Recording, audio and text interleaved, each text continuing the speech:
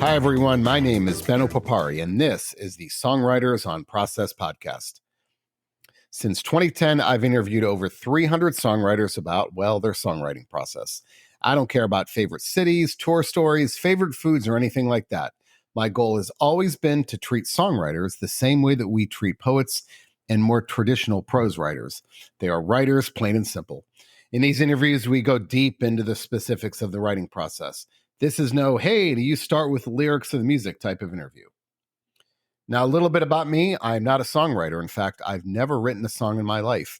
I have a PhD in English language and literature, and I'm a former academic. So as a prose writer, I enjoy exploring how my process intersects with those of songwriters. This is an intelligent conversation about writing between two writers, and that, of course, means we talk a lot about books. The site features interviews across all genres, from metal to jazz, from country to that big category known as indie. You'll find a couple of A-list actors on the site and several members of the Rock and Roll Hall of Fame as well. Now, I select songwriters to interview who fit into one of two categories. One, do I listen to them already? And two, if I don't, would they make for a compelling and intelligent interview? You can find these interviews across all podcast platforms as well as at songwritersonpodcast.com. Do you have an idea for an interview or a comment about the site? Hit me up at ben@songwritersonprocess.com. Thanks for listening and enjoy. And today it's a party on the podcast. All four members of Future Islands join me today to talk about their creative process. We have Garrett Welmers, William Cashin, Sam Herring, and Michael Lowry. Again, all four members of Future Islands. That's a first for me. Never had four people on the podcast at the same time. They have a great new album out called People Who Aren't There Anymore on 4AD Records. So we didn't go as deep into the process because, 45 minutes with four people, you can only ask so many questions. But let me say this, stick around definitely till the end. This is the most literate band I have ever interviewed. We had like 5 minutes left in the podcast, and I wanted to make sure we talked about their reading habits. And all four of them just gave me a laundry list of books they are reading, they have read, who they like. You'll find something in here that you like as well. I forgot one of them said they were a big David Grand fan. And oh, wow, so am I. I have not seen the movie Killers of the Flower Moon, but I've read the book and it's amazing. But you'll hear what I mean. Listen to the whole thing. But my gosh, at the end, the books they rattle off and how literate, not how literate, that's a bad word. That's not the right term. It's how well read they are. So impressive. Kind of puts me to shame. But again, this is great listening to the banter. And I think they all hopefully discovered something about the others in the group, hearing their process. But didn't go as deep. Again, I didn't get to ask all the questions, but that's fine. I'm such a huge fan of the band. Again, Garrett, William, Sam, and Michael, all four members of Future Islands today. Their new album, People Who Aren't There Anymore on 4AD Records. One programming note, I'll be posting an interview with Ducks Limited in the next week or two, so check that out. And I've got some great interviews coming down the pipe. So with that, my interview with Future Islands. All right, let's get started. So Sam, we'll start with you since you're the first one on my screen here. I find that writers fall into two camps. They either feel like you've got to create in some fashion every day, no matter how bad it is, or just when the mood strikes. Some people say, like I said, you should be writing. It doesn't matter how much it is every day. It's got to be a ritual. Others just say, nope, I don't want to push it because what it leads to is just bad stuff. So, where do you fall into that spectrum as far as how often you create? I think I fall into I am the writer who believes that you should write every day, but I'm the depressed writer who doesn't, and so I beat myself up all the time. So I think I believe that practice is really important, but I would say that my mode is primarily as a writer who writes on inspiration. I definitely will go, the fields will go fallow for 2 or 3 months, and then all of a sudden there's just a rush and a surge. And you know, it has been. I'm things have changed too. You know, like I held off on getting a smartphone for so many years, and then I got one in like 2016, and my reading habits and my writing habits greatly changed with this screen. You know, so that's been something that's taken me away from writing constantly in a journal. So it's a practice that I really believe in, but I don't think I use it enough. Does it make you anxious then if you don't write? It sounds like it does, right? If you said the fields are fallow, do you feel like I really should be? But then if you're forcing it, does it also Yeah, worry you? no, I, no. I think I think forcing it isn't a bad thing, but I think you should know when to step away again.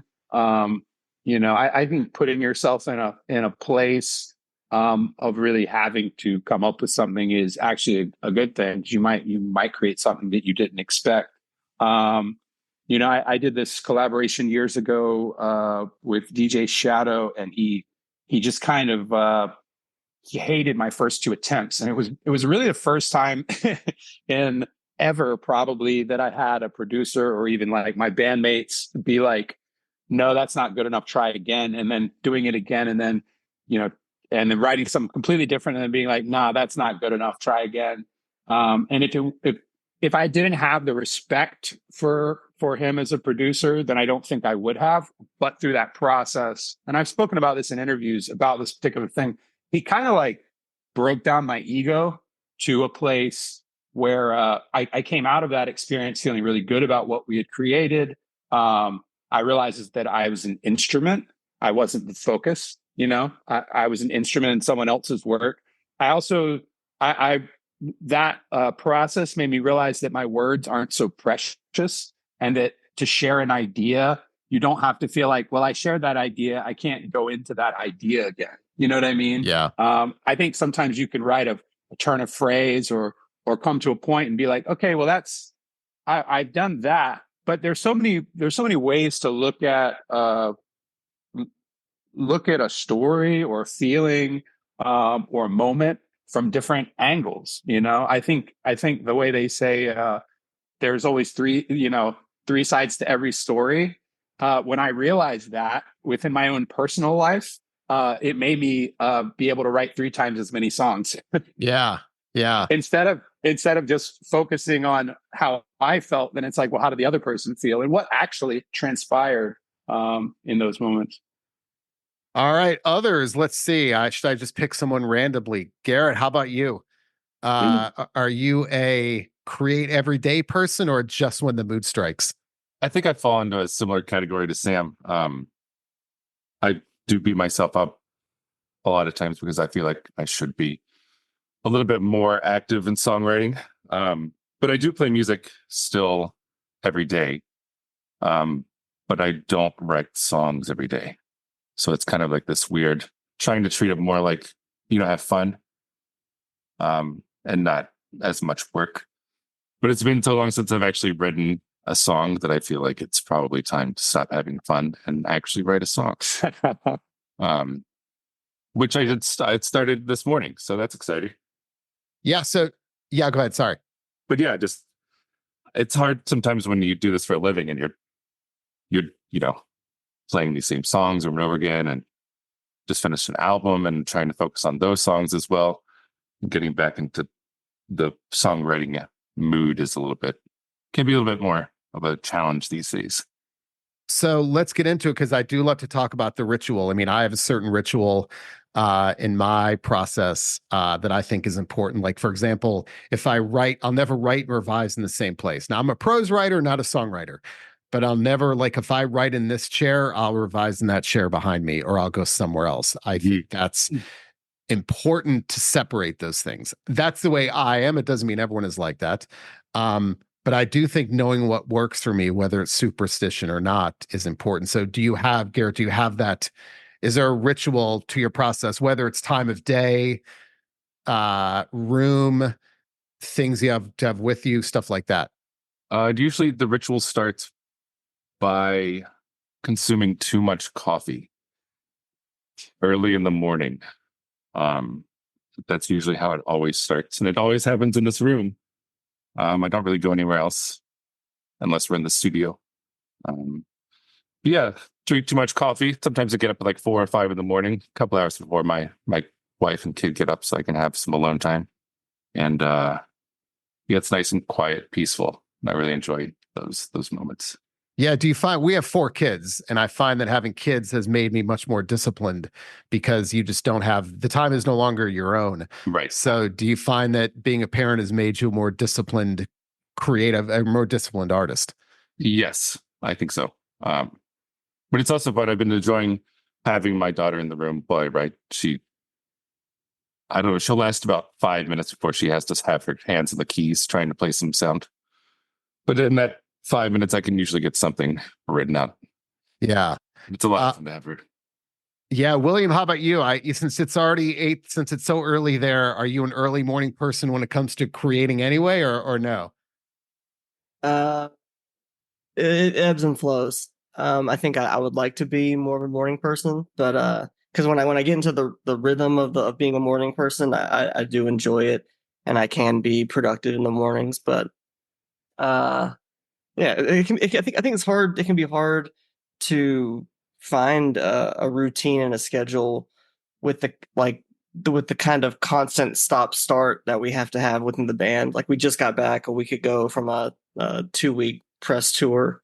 So we're always, or I'm always kind of like readjusting to being back home, going away for tour for a couple weeks. And I think for me creating, I do have a studio here at my apartment that I work at, but what I really enjoy over the years is I'll go like on a kind of a writing retreat. So I'll go somewhere like I'll go to the beach, or recently I went to the desert, just got a place in the desert for like like a week, or like a long weekend, and just bring my portable studio with me, and I just dedicate all the time that I'm there to just focusing on writing. And those periods of those chunks of going away to change the location, I think I'm easily it's good for me to get away from distractions like that, just to go away and just have a purely focused time to create. So I just did that recently. I guess in November was the last time I did that. So I try to do it at least if I can, like maybe once a quarter, go away, and then I come back here and I can like fine tune the stuff and expand on the ideas that I come up with. And I just try to write as much as I can in that concentrated time, little fragments of ideas or complete song ideas, and then I take them off down the different paths that they end up. And for me, when I'm creating, it's all about just choosing because sometimes it can be so overwhelming, the number of directions you can go. So I feel like I just find a path, and I just follow it and just go down the path wherever it leads. And sometimes it's something that I'm really happy with. Sometimes it's something that will never see the light of day. Yeah. And just like finding a sound or finding a rhythm that kind of inspires me and sparks that inspiration, sparks that joy, and I try to follow that feeling. If it feels good, see where it leads. Mike, how about you? Is the ritual of the process important to you at all? I try to make it important. I'm definitely like a try to do it every day person. And I try to just like make something every day. And for me, lately, the thing has been, well, like recently I discovered that I'm so insecure about my own stuff that I make that I sort of can't trust myself about how I like view it.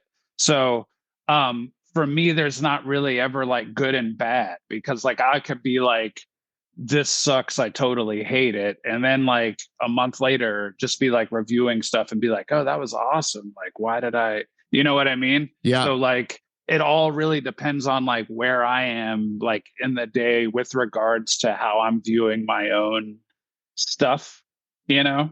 And so I just try to get everything down. like every idea I have, just try to get it down. And lately I've been like bouncing from like thing to thing. So I'll sort of work on something for like a little while.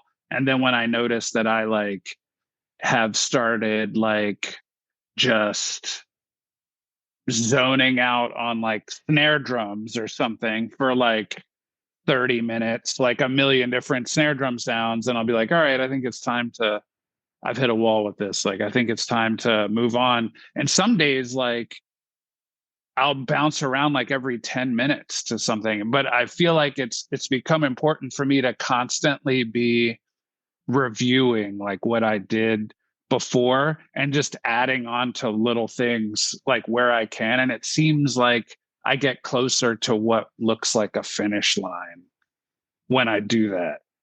For me, I was always like starting things. I'd start like 30 things and like never finish them. Like I just didn't have the discipline, you know? So just sort of working on that practice, like building that practice of just like working on something a little bit like every day. And also trying to find that, I mean, I don't have kids or anything. So just trying to find the balance of like, you know, I play drums. So just trying to find the balance of like staying on top of like my drumming practice takes up a fair amount of time, like every day. And then just everything that goes into that has almost like nothing to do with songwriting. You know what I mean? And then sort of trying to find there's just not enough hours in the day, you know, to try to like make time for that. Like after this, like some point today, I'm going to have to like walk over to the practice space, I think, and like actually play some real drums, as I haven't like in a week or so, 2 weeks. And, but you know, that's going to cut into my like writing time like later. So I have to kind of like balance it out. So you said something. I interviewed about a month ago, Mary Timony, the guitarist, and she described something that reminds me of what you said. And she said she writes in the morning. She always hates what she writes. And then she sets it aside all day. And she said, when I look at it, and she'll look at it at the end of the day, and she says she's a new person at the end of the day because just of what the day has done to her. And if that new person likes it, then she'll continue to write. But 99% of the stuff she writes, she doesn't like. But she said if that new person likes it, it's like a second, you know, it's like another editor. If that new person likes it, then she thinks, okay, that's pretty good. But she referenced like that new person. That reminds me of a little bit of what you said about coming back to it later on. And, you know, with that new perspective, right? Yeah, for sure. I really like that. I really like that idea of like a new person, because for me, like coming back to something the next day, and it's just, you know, I think you can just get into like you can sort of box yourself into a corner. Just, you know, you sort of go down some avenues and you kind of can like box yourself in and having that, and just whatever you do, you can't get out of it, you know? Yeah. And so like being able to come back the next day just with like a totally clean slate, totally new perspective, I find that to be really, I agree with her. I find that to be a way that helps get me to, you know, actually like completing something. Yeah. All right, Sam. So I am big on, I love the idea. I think a lot of ideas come to me, at least when I am not thinking about getting new ideas. And Agatha Christie has this line where she says, the best time to write a book is when you're doing the dishes. And I see that to mean that the best ideas come to us. And a lot of songwriters tell me they get their best ideas come when they are doing monotonous activities like folding clothes, vacuuming. When you're not thinking about ideas is when they come to you, because it's something about, and I've heard gardening, you know, a lot of things that, because when you're doing something that requires no conscious thought, that's when the unconscious kind of bubbles up. And I know that's the case with me. And gosh, for better or for worse, Scott Adams, the guy that he doesn't have the best, you know, horrible things a couple of years ago, to be clear. But like 10 years ago, he had this article in the Wall Street Journal where he says boredom is the best place for creativity.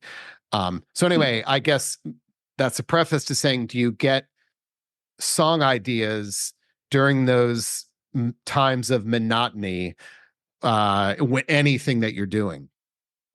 Any kind of monotonous activity? Yeah, probably for me, I would say it's driving. Yeah. And part of that is, because you're just like your automatic brain is on, and then you can you're locked into this one thing, but your creative mind can kind of travel. And travel is such a huge part of our work. Yeah. And our lives, but also like in our songs, like what I've written so many songs about travel, because part of being in a band is being far away from people you love and your families and things like that. But yeah, I actually once wrote a song, and going back to kind of what you guys were saying, about coming back to ideas, the guys have sent me many ideas over the years, and as I said, I'm not really, I need the inspiration to write. And sometimes I'll get a song from the guys. It's an amazing track, but I don't know what to do with it at that moment. And it can sit for years, and then 4 or 5 years later, I'll find it. And then I'll have the feeling. But I was driving down the road years ago and wrote the song Through the Roses from our 5th album, while driving down the road to Asheville to see my brother. It's about a 7.5-hour drive from Baltimore. I pulled my laptop out, opened it up, and pulled up, GarageBand, and pushed record and played. I basically sang a demo over the car stereo into the. It was very dangerous. You shouldn't do this. Do not try this. But it was in that moment where I just found this old song a few days ago, and then it just hit me driving down the road. But the thing is, for me, I live with the songs always, like the guys send me tracks, and they're just constantly going through my head. I'm constantly thinking, but then it takes me to sit down and actually put it to paper and decide, make the decisions. But these days, when I get a song, I'll only listen to 30 seconds. And if I'm not prepared to write in that moment, I turn it off and I will walk away from it. And I just let it, even that 30 seconds will play in my head, because I know that if I listen to a song 50 or 60 or 70 times trying to write it and I don't hit it, then I'll get discouraged and I won't ever write it. So that's that's another weird, a weird thing. But yeah, it's all the stuff in the day. I feel like I'm constantly writing, even though I'm not putting something in paper, putting something in a note on my phone. If you're a writer, if you're a thinker, if you're a creator, you're constantly, it's part of the disease of it. You're constantly in the mode, which can be negative too, because you should be, you should be present in your life. Well, I think it relieves some of the anxiety, because I know when I was a professor, I would tell my students, your writing process is taking place while you are thinking, eating, sleeping, walking, talking. If we only think of the writing process as taking place when pen hits paper, you're never going to get anything done. But it's like you said, I think if as writers we think of the writing process as always happening, I think that relieves a little bit of the anxiety. Maybe it's I'm giving myself a free pass. I'm always right. Exactly. Right. Yeah, right. So I do want to follow up one thing, because you I think you mentioned paper. So are you, when it comes to lyrics, are you a pen and paper person or a computer person? I've become more of a computer person in the last few years, but that's more because I do hip hop stuff as well. Usually when I'm writing verse, like rap verse or poetry, long form poetry, it's on the computer. I can't really do it on my phone. It's too small and cagey. But if you look at my old notebooks writing rap verses, it's like boxes over things, and arrows pointing this needs to go there. And so it's helped my my editing process. I've gotten much more into finalizing lyrics. I used to leave things pretty open until the last moment, until it was like time to record.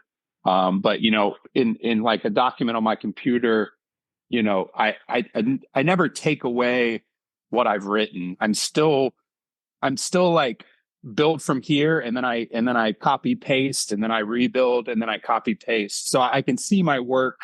I can see my work, and I don't like cut the ideas out, because that's something I read or that I heard when I was pretty young, which is like never, you know, never erase anything. Don't because I used to just like scratch things out, and like try to hide them. And you know, that's like a important thing too, which is like, don't be afraid of what you have to say. If you're afraid of what you have to say, that you don't want to see it, or you don't want someone else to see it, then, you know, I think you need to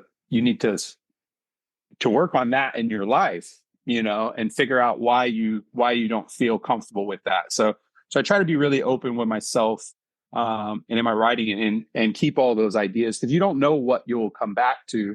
Like I'll go through, you know, my recent journals, and yeah, there's like ideas where you say, I can't believe I felt that way, or why did I forget this? You know, this was a really important moment. Why am I not living by this idea? Yeah. But I love writing on paper. Like a good pen is everything, you know, and it draws something out of you.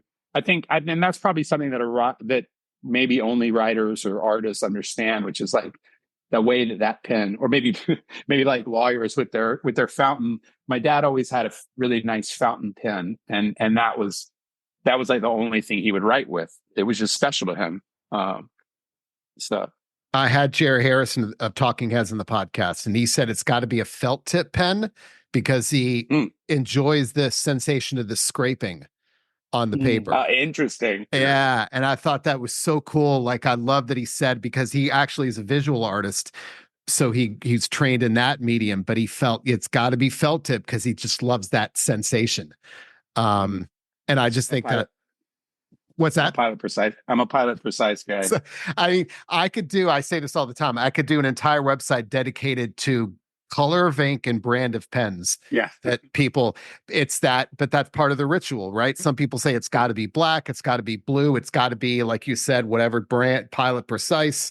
But I don't know. I guess the flip side to that is that if you make it too precious, you know, some people tell me they will intentionally make things not precious by writing on the backs of utility bills, envelopes, because if you write in a fancy journal, there's too much weight and then too much pressure. Yeah, that's interesting. I mean, it's terrifying. Like, you've probably lost a notebook before, right? It's like the worst thing in the world. It's the worst thing. And you like all of my notebooks are, I usually retire them when they're about 70% filled, you know, because I'm just like, this, I can't, there's only a few that I've gotten all the way through. I'm like, I can't risk losing this, which does put like a preciousness to it. But I like the document, you know, and I like, I like that it's there. But when I go through my things, I do find, you know, there is scribblings on all kinds of different, even, you know, when you have a pack of cigarettes, the papers have a little cardboard backing, and I've got scraps where it's just tiny etchings on, you know, so kind of whatever you have. But, you know, one of our big fans got me a pen a few years ago, because I said in an interview, and I've said many times, like, I'm the writer who never has a pen, and they got me a pen with that engraving on it. Perfect. Which I like hold dearly, because you know, you do. That's the worst thing when you have an idea and you don't have any way to write it down. Yeah. Like, how do I call myself a writer? And I'm always losing my pen. I don't have the one thing that could make me a writer. That's true. Garrett, how about you? Do you get, back to my original question was, do you get, you know, ideas during monotonous activities? Yes. But a little bit different. I tend to write music sometimes in like loop fashion. So I'll have like an idea that's just looping, and I will get that loop melody in my head, and I will then sort of play that over and over and over again until I can hear something else happening. And sometimes it happens to where like, I guess like as a parent, there are many chores. So I'm constantly, doing chores and thinking about this loop, hearing these melodies, and I'll come back and kind of lay them over the top of this loop. But the problem starts to occur when the melody, it's too busy because I keep thinking of new things. So then I have to like go through and pick out which is working the best or not, and then wait till I share it with the guys to see if it's just too insane. But yeah, constantly in monotony running through my head are these melodies and ideas that I try to jot down via keyboard. So when you say household chore, like your household chores, when you say chores, it's the household chores. Yeah. I know, like Agatha Christie said, doing the dishes. It's crazy. I mean, someone told me folding clothes once. That was a great time for them to be productive. Because that's usually the one thing that I'm constantly doing is folding clothes here on this couch, listening to this loop playing back. Yeah. How many pairs of underwear can my daughter like actually have? I know. That's all you do is laundry. I know that feeling. William, how about you? Do you get ideas in those times of monotony, whatever it is that you're doing? Yeah, totally. I definitely agree with that. So I remember noticing that early on in my life.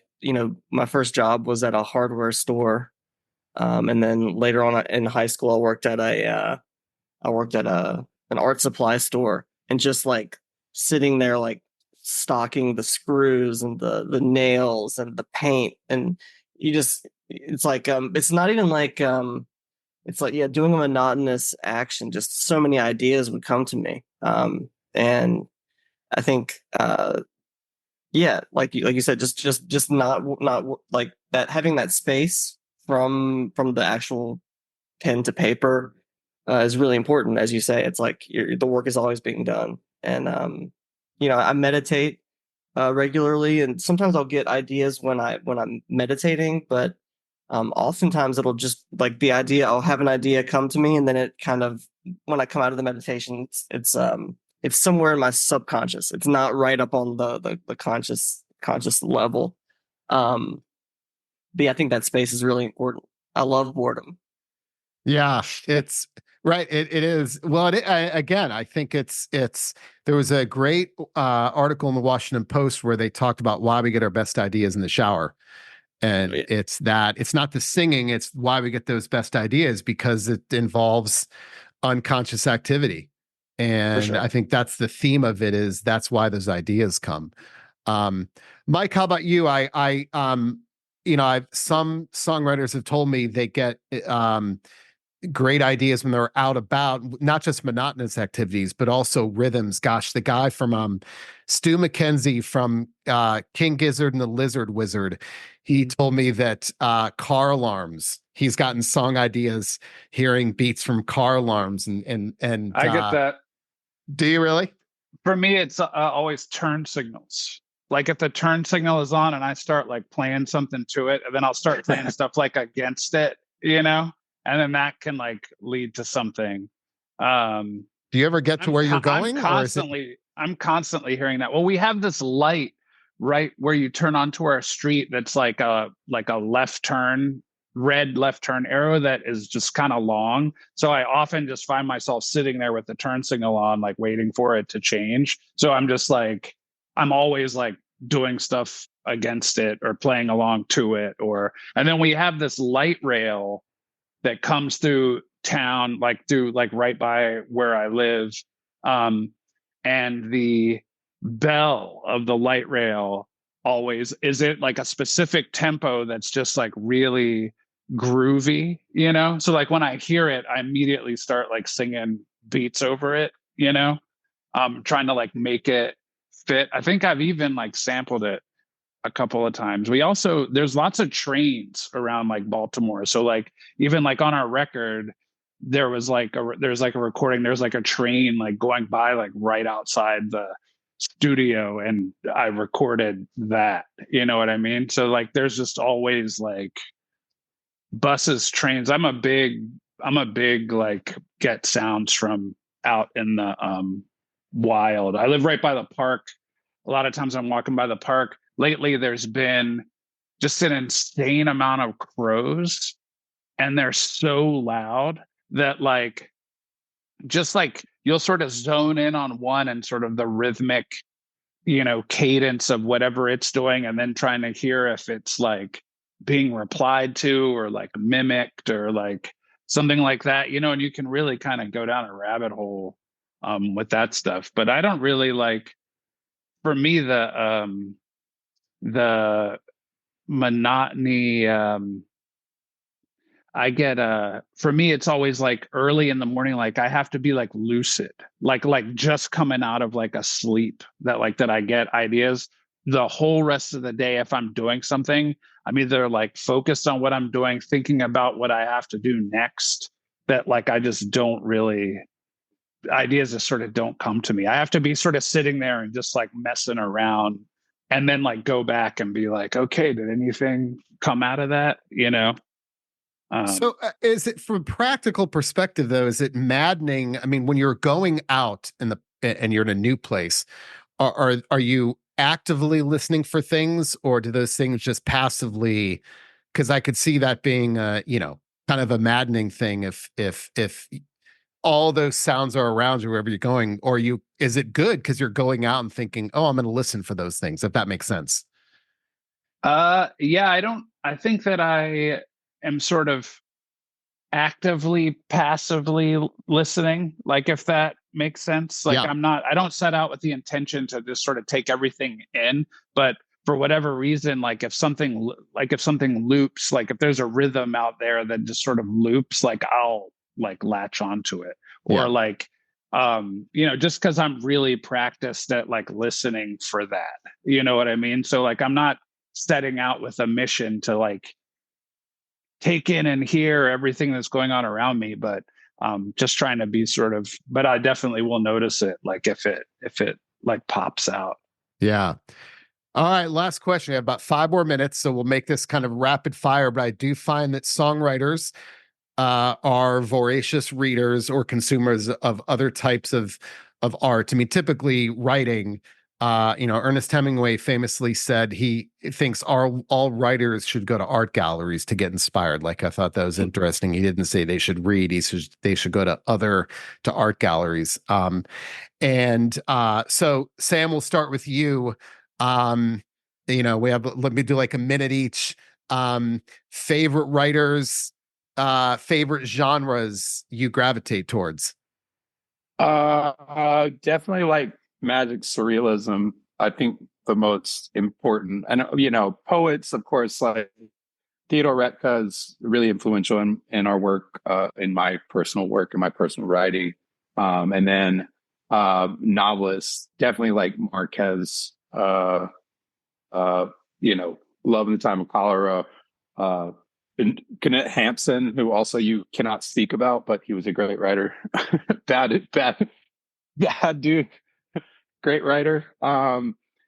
Also really important, like kind of Scandinavian surrealism. I guess it's not even surrealism. Like, it's something about Growth of the Soil is a crazy book. And then like Calvino, Italo Calvino, of course, is another one who I really love.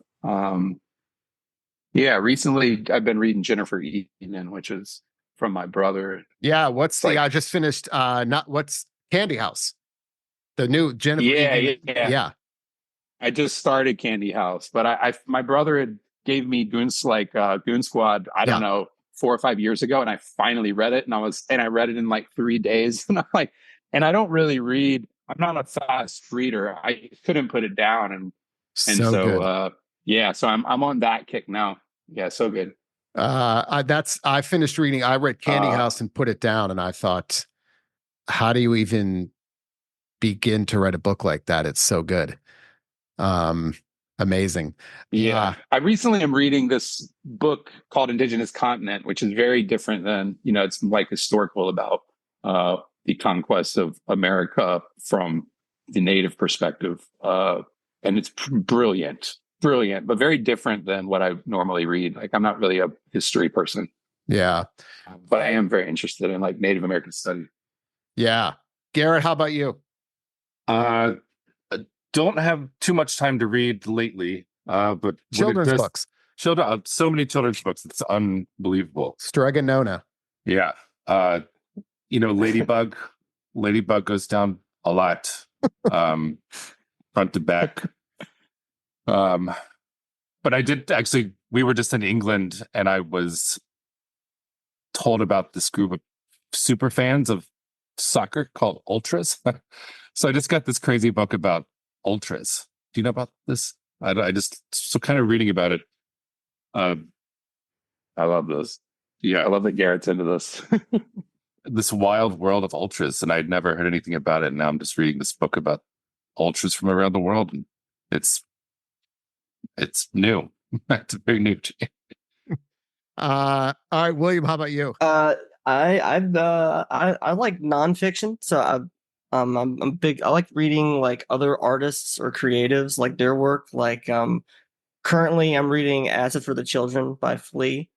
But like a couple years ago I read Room to Dream by David Lynch, and I studied painting in college, and I hadn't painted in a long time, and that book totally inspired me and got me to start painting again. And I've been painting it so much more ever since that book. And I've also recently read like Werner Herzog's Every Man for Himself and God Against All, and I read Cured by Lowell Tolhurst and Rick Rubin's The Creative Act. All these are like the ones I've been reading this past year. So it just hearing how other people what they have to say about the creative process in general and how they go about doing things, like other musicians, other artists, how they work, is really interesting, which is why this podcast is so awesome. And thanks for having us on here. Mike, you're the last one. Yeah, I kind of run the gamut. Right now I'm reading a collection of Black horror and science fiction short stories edited by Jordan Peele that I got for Christmas. That's really good. I just read Bright Young Women by Jessica Knoll. That's sort of about, it is about Ted Bundy, like the women in the sorority that he attacked, but told from their point of view without ever mentioning Ted Bundy's name. Wow. They just call him the defendant or like whatever. David Grann, I've been a big fan of. Like a couple of years ago, I read Killers of the Flower Moon, and I just read The Wager like a couple months ago. Amazing writer. I'm a huge Agatha Christie fan, actually. Big Agatha Christie fan, and then also like kind of trashy like mysteries, like airport like mysteries, because they definitely like scratch an itch. And I have another friend of mine who's a writer named Barbara Borland, who actually just wrote a book called The Force of Such Beauty. It's really good. And she's always like, she kind of has that same itch. So she's always like passing stuff on to me and being like, this is pretty fun, and like, we'll go in there and like start trying to, most everyone is like an Agatha Christie knockoff, so we're sort of trying to be like, oh, they took like, And Then There Were None and mixed it with like Roger Ackroyd or like, but we're not successful at it. I also really dug Philip Glass's autobiography. Just listen to that. He grew up in the same neighborhood that I live in now, so it's kind of wild. Like, his house, like where he grew up, is like 2 streets over from me. Oh, wow. And I just read Faith, Hope, and Carnage by Nick Cave, which is amazing. Which is a series of conversations that are sort of centered around the death of his son. And his creative process with this writer, Sean Hagen. And I just started reading I just started. I just finished Naomi Klein's new book, Doppelganger, which is like really depressing. I listened to that one, but it's like really sort of dark and not great. Listen, I've been doing this for 13, 14 years. You are the most literate band, the most well-read band. No one even touches this band. I say that in all honesty. That's an amazing list. I was not. I should just end the podcast now because no one will ever touch that. I've never heard that long of a list of books. That's amazing. And that's it for today's episode. Check back in a couple of weeks for a new episode. I do try to post these every 2 weeks. Sometimes with more frequency, sometimes with less. A lot of that depends on my work commitments, my family commitments, and also when artists can talk to me. It's not easy to get these interviews. Speaking of interviews, did you know this is a relatively new podcast? I only started podcasting about a year ago. Well, depending on when you're listening to this, I should say 2022. But from 2010 to 2022, all of my interviews were transcribed and they are all there archived for you to go down that deep rabbit hole. So if you go to songwritersonpodcast.com and click on from the archives at the top, you'll see all of those transcribed interviews. I think there's over 200. So go down that rabbit hole. There's a lot of great interviews there. But you'll find all of those there. Again, the podcast itself is relatively recent. So there's a lot of reading you need to be catching up on with those old interviews. Speaking of interviews, if you have suggestions for interview subjects or want to comment or complain, anything like that, email me at ben@songwritersonprocess.com. That's ben@songwritersonprocess.com. And that's it for today's episode. This wraps it up. Thank you very much for listening and have a good one.